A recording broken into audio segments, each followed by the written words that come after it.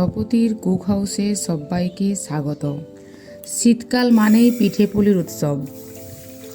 আমি বানিয়েছি কাঁকড়া পিঠে, পুর পিঠে। এই পিঠের সম্পূর্ণ ভিডিও দেখতে চাইলে আমার চ্যানেলে দেওয়া লিঙ্কে টাচ করুন। এই পিঠেটি দুরকমভাবে বানানো যায়, চালের গুঁড়ি দিয়ে আর সুজি দিয়ে।